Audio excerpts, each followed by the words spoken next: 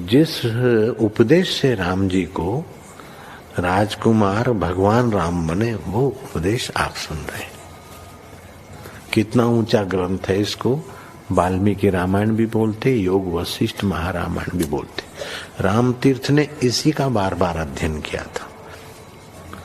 ये आप भी शांत हो जाएंगे परमात्मा में, और दूसरों को भी शांति देने की क्षमता देने वाला ये सदग्रंथ है। इसको वेदांत का सिद्धांत ग्रंथ बोलते हैं। दूसरे होते प्रक्रिया ग्रंथ। ये करके फिर कब वो आचार्य बनो तब समझो, ये तो थोड़ा पढ़ो और फिर वही सिद्धांत की बात। तो बार बार योग वशिष्ठ महारामायण विचारने योग। ओम श्री सद्गुरु परमात्मने नमः। मनु बोले, हे राजन, जो पुरुष वांछा से रहित होकर कर्म करता है वह सर्वदा करता है और महा शोभा पाता है। ऐसी अवस्था में स्थित होकर जो भोजन आवे उसको खा ले, और जो अनिच्छित वस्त्र आवे उन्हें पहन ले। जहाँ नींद आवे वहाँ सो रहे, राग द्वेष से रहित हो। जब तू ऐसा होगा तब शास्त्र और शास्त्रों के अर्थ का उल्लंघन कर लौकिक व्यवहार करेगा। जो ऐसा पुरुष है वह परम रस को पाकर मतवाला होता है, उसको संसार की कुछ इच्छाएं नहीं रहती। हे राजन, ज्ञानवान चाहे काशी में देह त्याग करे अथवा चांडाल के गृह में, वह सदा मुक्त है, वह सदा आत्म रूप में स्थित है। वर्तमान काल में वह देह को नहीं त्यागता, क्योंकि जिस काल में उसको ज्ञान हुआ उसी काल में देह का अभाव हुआ। ज्ञान से देह की बाधा हट जाती है। हे राजन, ज्ञानवान सदा मुक्त रूप है, वह न किसी की स्तुति करता है न निंदा, क्योंकि उसके चित्त की कलना मिट गई। यद्यपि राग द्वेष ज्ञानवान में भी दिख पड़ते हैं और वह हंसता रोता भी देख पड़ता है, परंतु उसके अंतर में राग है न द्वेष है। वास्तव में वह न हंसता है न रोता है, ज्यों का त्यों है। ओम श्री सद्गुरु परमात्मने नमः। मुनि बोले, हे राजन, जन्म मरण आदिक विकार भ्रांति से है और आत्मा के प्रमाद से भासित होते हैं। जब आत्मा को निश्चय करके जानोगे तब कोई विकार न भासित होगा, क्योंकि ये अज्ञान से रचे हैं। आकाश में कोई विकार नहीं। जैसे भ्रांति से रस्सी में सर्प दिखता है, सो तब तक है जब तक रस्सी को नहीं जाना, और जब रस्सी को जाना तब सर्प का भ्रम निवृत्त हो जाता है।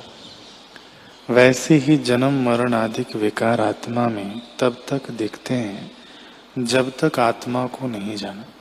जब आत्मा को जानोगे तब सब विकार नष्ट हो जाएंगे। हे राजन, विकार से रहित आत्मा तेरा स्वरूप है, उसकी भावना कर, जिससे तेरे दुख नष्ट हो जाने। आत्मपद को कहीं खोजने नहीं जाना है, न किसी वस्तु को जानकर ग्रहण करना है कि ये आत्मा है, और न किसी काल की अपेक्षा ही है। आत्मा तेरा अपना स्वरूप है और सर्वदा अनुभव रूप है। तुझसे भिन्न कुछ वस्तु नहीं, तू अपने यथार्थ रूप को जान। आत्मा को न जानने से मनुष्य अपने को दुखी जानता है। मैं मरूंगा, मैं दरिद्र हूँ, मैं दास हूँ इत्यादि दुख तब तक होते हैं जब तक आत्मा को नहीं जाना। जब आत्मा को जानोगे तब आनंद रूप हो जाओगे। ओम श्री सद्गुरु परमात्मने नमः।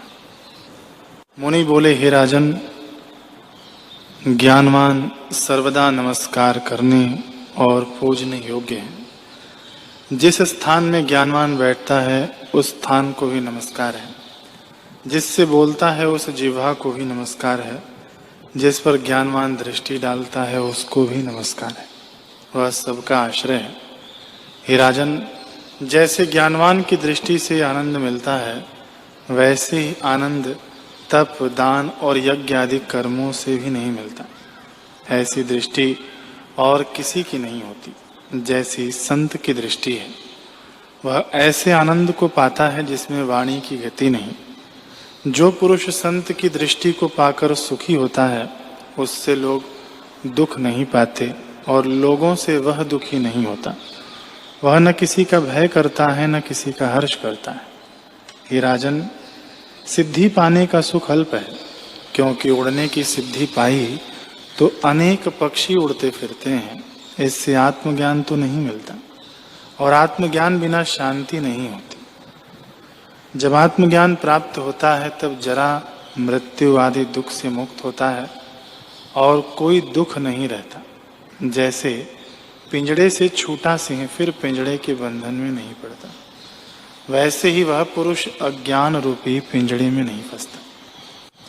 हे राजन, इससे तू आत्मा की भावना कर, जिससे तेरे दुख नष्ट हो जाए। ओम श्री सद्गुरु परमात्मने नमः। श्री योग वशिष्ठ महारामायण। श्री वशिष्ठ जी बोले, हे रामचंद्र जी, मैंने अध ऊर्ध्व सर्व स्थान देखे हैं, सब शास्त्र भी देखे हैं और उनको एकांत में बैठकर बारंबार विचारा भी है। शांत होने का और कोई उपाय नहीं, चित्त का उपशम करना ही उपाय है।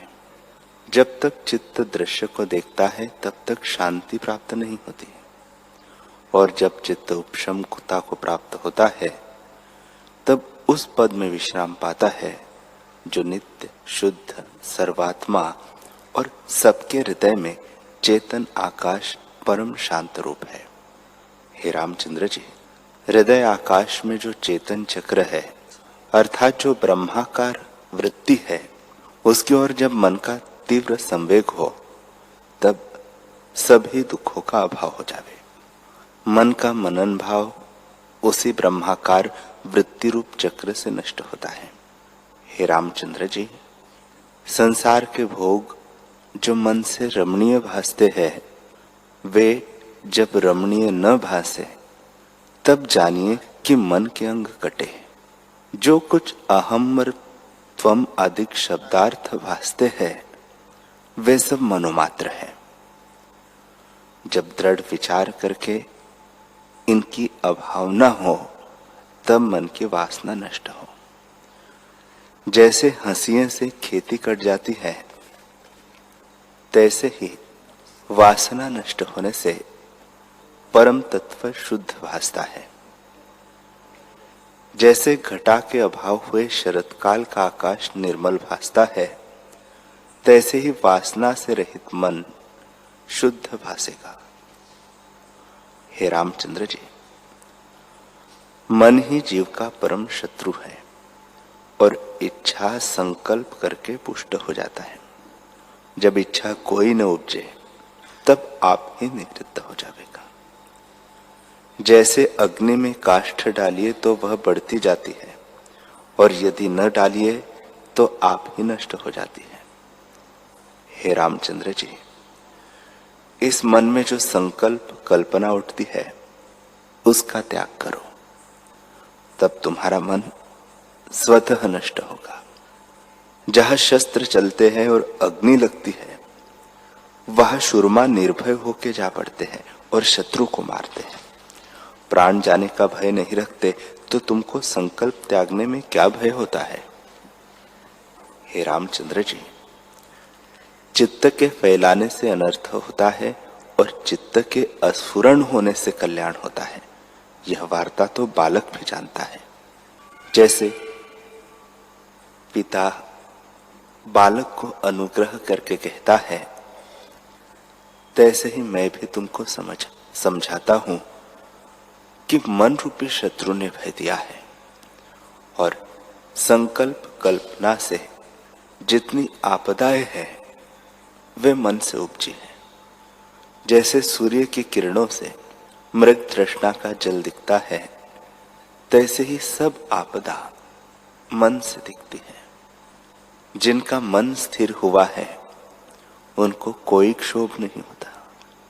हे रामचंद्र जी, प्रलय काल का पवन चले, सप्त समुद्र मर्यादा त्याग कर इकट्ठे हो जावे और 12 सूर्य इकट्ठे होके तपे, तो भी मन से रहित पुरुष को कोई विघ्न नहीं होता। वह सदा शांत रूप है। हे रामचंद्र जी, मन रूपी बीज है, उसे संसार वृक्ष उपजता है। 7 लोक उसके पत्र है और शुभ अशुभ सुख दुख उसके फल है। वह मन संकल्प से रहित नष्ट हो जाता है और संकल्प के बढ़ने से अनर्थ का कारण होता है। इसे संकल्प से रहित उस चक्रवर्ती राजा पद में आरूढ़ हुआ परम पद को प्राप्त होगा, जिस पद में स्थित होने से चक्रवर्ती राज तृणवत भासता है। हे रामचंद्र जी, मन के क्षीण होने से जीव उत्तम परमानंद पद को प्राप्त होता है। हे रामचंद्र जी, संतोष से जब मन वश होता है तब नित्य उदय रूप निरीह परम पावन निर्मल सम अनंत और सर्व विकार विकल्प से रहित जो आत्मपद शेष रहता है वह तुमको प्राप्त होगा। श्री वशिष्ठ जी बोले, हे रामचंद्र जी, जिसके मन में तीव्र संवेग होता है उसको मन देखता है। अज्ञान से जो दृश्य का तीव्र संवेग हुआ है उससे चित्त जन्म मरण आदि विकार देखता है, और जैसा निश्चय मन में दृढ़ होता है उसी का अनुभव करता है। जैसा मन का फुरना फुरता है तैसे ही रूप हो जाता है। जैसे बर्फ का शीतल और शुक्ल रूप है और काजल का कृष्ण रूप है, तैसे ही मन का चंचल रूप है। इतना सुन राम जी ने पूछा, हे ब्रह्मन, यह मन जो वेग अवेग का कारण चंचल रूप है, उस मन की चपलता कैसे निवृत्त हो? श्री वशिष्ठ जी बोले, हे रामचंद्र जी, तुम सत्य कहते हो। चंचलता से रहित मन नहीं दिखता, क्योंकि मन का चंचल स्वभाव ही है। हे रामचंद्र जी, मन में जो चंचलता फुरना मानसी शक्ति है वही जगत आडंबर का कारण रूप है। जैसे वायु का स्पंद रूप है, तैसे ही मन का चंचल रूप है। जिसका मन चंचलता से रहित है उसको मृतक कहते हैं। हे रामचंद्र जी, तप और शास्त्र का जो सिद्धांत है वह यही है कि मन के मृतक रूप को मोक्ष कहते हैं। उसके क्षीण हुए सब दुख नष्ट हो जाते हैं। जब चित्त रूपी राक्षस उठता है तब बड़े दुख को प्राप्त होता है, और चित्त के लय होने से अनंत सुख भोग प्राप्त होते हैं, अर्थात परमानंद स्वरूप आत्मपद प्राप्त होता है। हे रामचंद्र जी, मन में चंचलता अविचार से सिद्ध है और विचार से नष्ट हो जाती है। चित्त की चंचलता रूप जो वासना भीतर स्थित है, जब वह नष्ट हो तब परम सार की प्राप्ति हो। इससे यत्न करके चपलता रूपी अविद्या का त्याग करो। जब चपलता निवृत्त होगी तब मन शांत होगा। सत्य असत्य और जड़ चेतन के मध्य में जो डोलायमान शक्ति है उसका नाम मन है।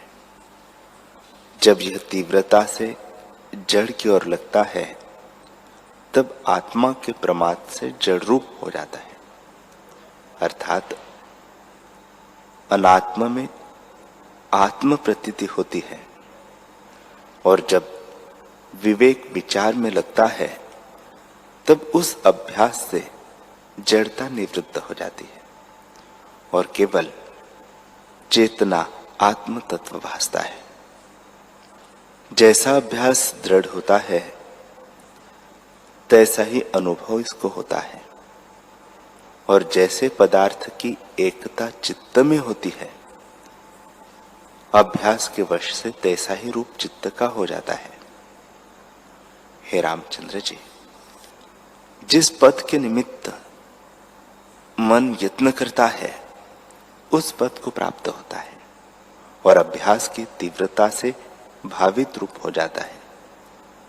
इसी कारण तुमसे कहता हूं कि चित्त को चित्त से स्थिर करो और अशोक पद का आश्रय करो।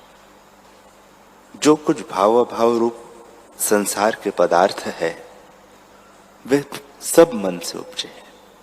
इससे मन के उपशम करने का प्रयत्न करो। मन के उपशम किए बिना छूटने का और कोई उपाय नहीं, और मन को मन ही निग्रह करता है और कोई नहीं कर सकता। जैसे राजा से राजा ही युद्ध करता है और कोई नहीं कर सकता, तैसे ही मन से मन ही युद्ध करता है। इससे तुम मन ही से मन को मारो कि शांति को प्राप्त हो। हे रामचंद्र जी, मनुष्य बड़े संसार समुद्र में पड़ा है, जिसमें तृष्णा रूपी दीवार ने इसको घेर लिया है। इस कारण अध को चला जाता है और राग द्वेष रूपी भंवर में कष्ट पाता है। उससे तरने के निमित्त मन रूपी नाव है। जब शुद्ध मन रूपी नाव पर आरूढ़ हो तब संसार समुद्र के पार उतरे, अन्यथा कष्ट को प्राप्त होता है। हे रामचंद्र जी, अपना मन ही बंधन का कारण है। उस मन को मन ही से छेदन करो और दृश्य की ओर जो सदा धावता है उससे वैराग्य करके आत्म तत्व का अभ्यास करो, तब छूटोगे, और उपाय छूटने का नहीं। जहां जैसी वासना से मन आशा करके उठे उसको वही बोध करके त्यागने से तुम्हारी अविद्या नष्ट हो जाएगी।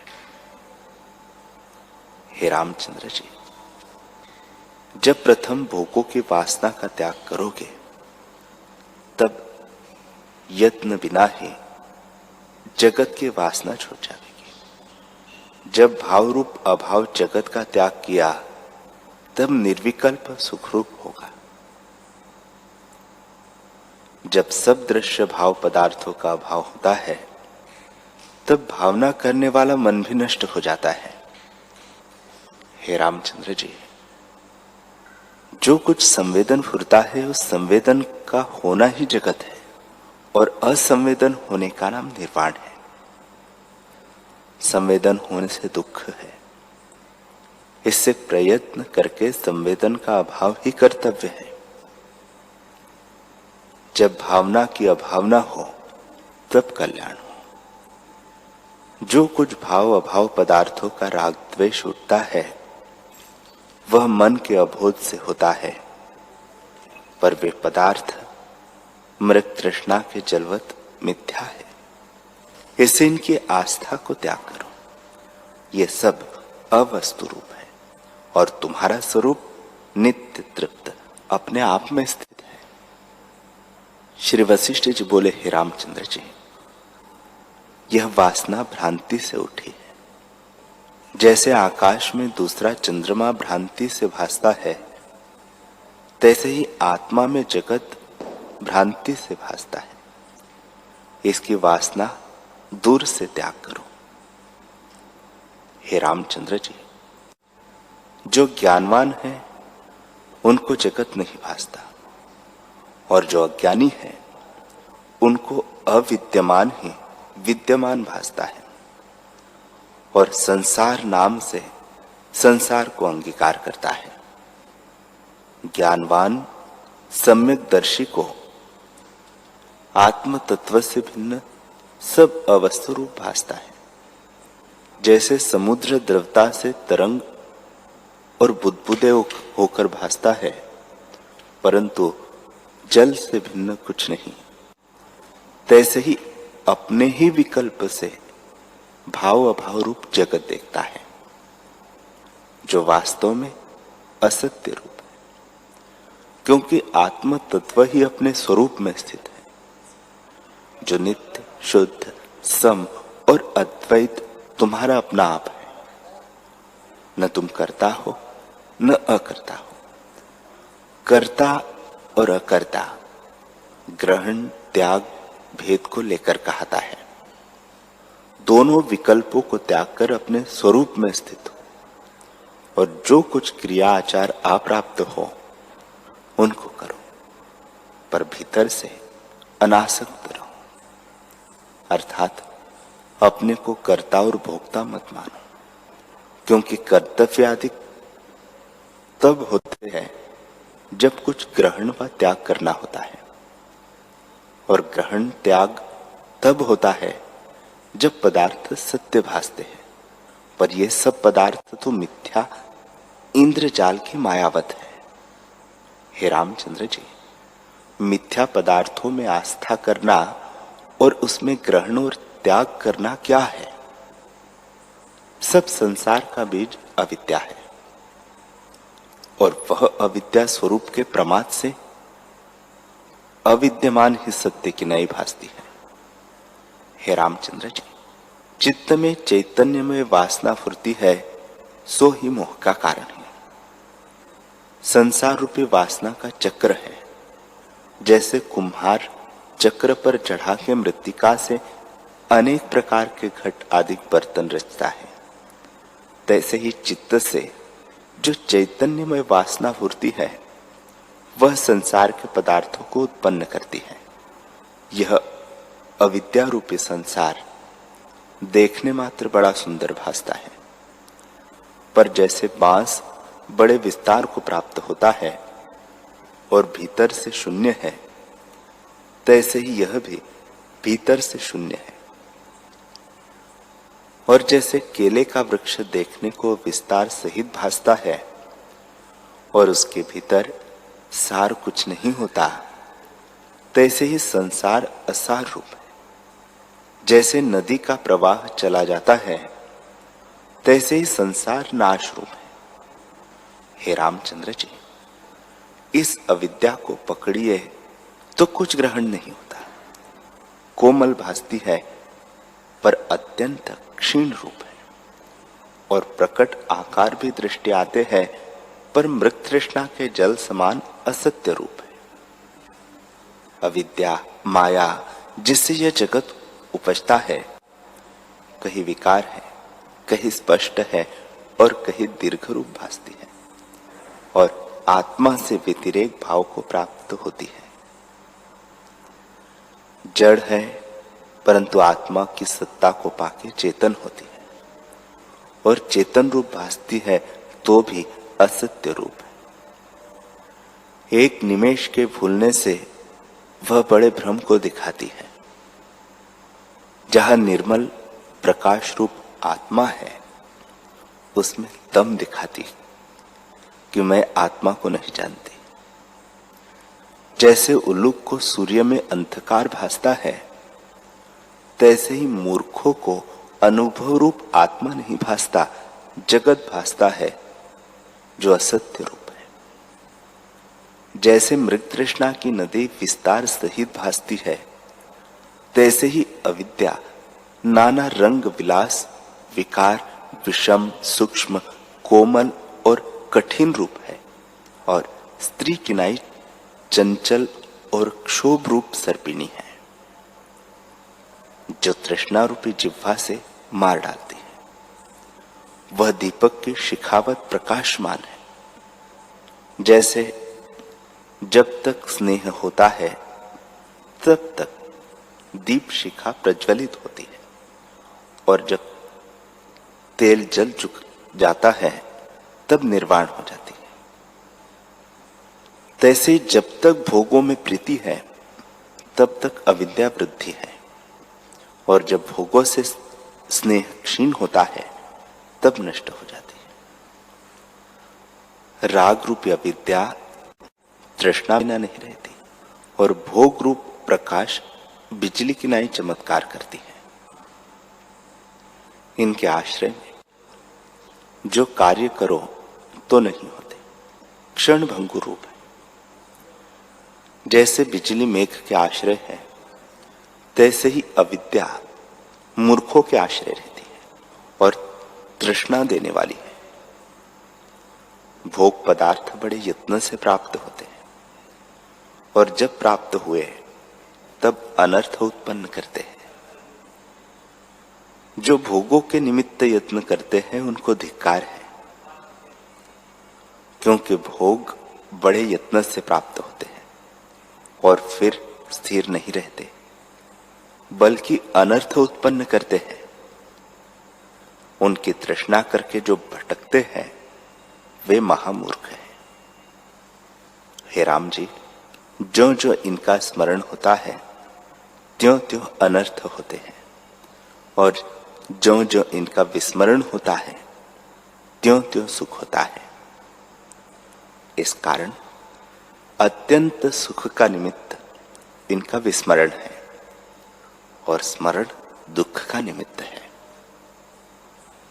जैसे किसी को क्रूर स्वप्न आता है तो उसके स्मरण से कष्टवान होता है, और जैसे और किसी उपद्रव के प्राप्त होने की स्मृति में अनर्थ जानता है, तैसे ही अविद्या जगत के स्मरण में अनर्थ कष्ट होता है। अविद्या एक मुहूर्त में त्रिलोकी रच लेती है और एक क्षण में ग्रास कर लेती है। हे रामचंद्र जी, स्त्री के वियोगी और रोगी पुरुष को रात्रि कल्प किनाई व्यतीत होती है, और जो बहुत सुखी होता है उसको रात्रि क्षण किनाई व्यतीत हो जाती है। काल भी अविद्या प्रमाद से विपर्य रूप हो जाता है। हे रामचंद्र जी, ऐसा कोई पदार्थ नहीं जो अविद्या से विपर्य न हो। शुद्ध, निर्विकार, निराकार अद्वैत तत्व में कर्तृत्व भोक्तृत्व का स्पंद फुरता है। हे रामचंद्र जी, यह सब जगत जाल तुमको अविद्या से भासता है। जैसे दीपक का प्रकाश चक्षु इंद्रियों को रूप दिखाता है, तैसे ही अविद्या जिन पदार्थों को दिखाती है वह सब असत्य रूप है। जैसे नाना प्रकार की सृष्टि मनोराज में है, और जैसे स्वप्न सृष्टि भासती है और उनमें अनेक शाखा संयुक्त वृक्ष भासते हैं, वे सब असत्य रूप है, तैसे ही यह जगत असत्य रूप है। जैसे मृगतृष्णा की नदी बड़े आडंबर सहित भासती है, तैसे यह जगत भी भासता है। जैसे मृगतृष्णा की नदी को देख के मूर्ख मृग जलपान के निमित्त दौड़ते हैं और कष्टवान होते हैं, तैसे ही जगत के पदार्थों को देखकर अज्ञानी दौड़ के यत्न करते हैं और ज्ञानवान तृष्णा के लिए यत्न नहीं करते। जो जो मूर्ख मृग दौड़ते हैं त्यों त्यों कष्ट पाते हैं, शांति नहीं पाते। तैसे ही अज्ञानी जगत के भोगों की तृष्णा करते हैं परंतु शांति नहीं पाते। जैसे तरंग और बुदबुदे सुंदर भासते हैं परंतु ग्रहण किए से कुछ नहीं निकलते, तैसे ही शांति का कारण जगत में सार पदार्थ कोई नहीं निकलता। जड़ रूप अविद्या जगताकार हुई है, वह चेतन से अभिन्न रूप है परंतु भिन्न किनारे स्थित हुई है। जैसे मकड़ी अपनी तंतु फैलाकर फिर अपने में लीन कर लेती है, वह उससे अभिन्न रूप है परंतु भिन्न किनारे भासती है।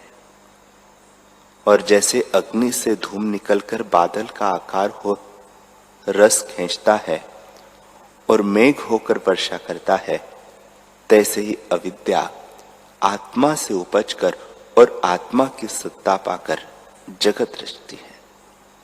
उस जगत में यह जीव घटी यंत्र की नाई भटकता है। जैसे रस्सी से बंधी हुई घंटिया ऊपर नीचे भटकती है, तैसे तीनों गुणों की वासनाओं से बंधा हुआ जीव भटकता है।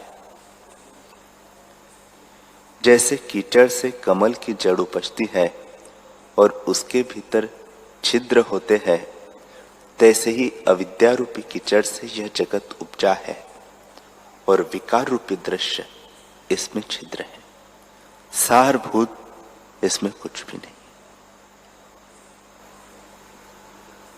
हरि ओम।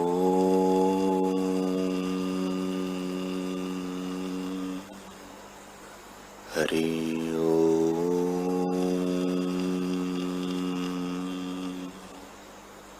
ओम। सहना भवतु सहनौ भुनक्तु सह वीर्यं करवावहै तेजस्विनावधीतमस्तु मा विद्विषावहै। ओम शांति शांति शांति। श्री सद्गुरुदेव भगवान की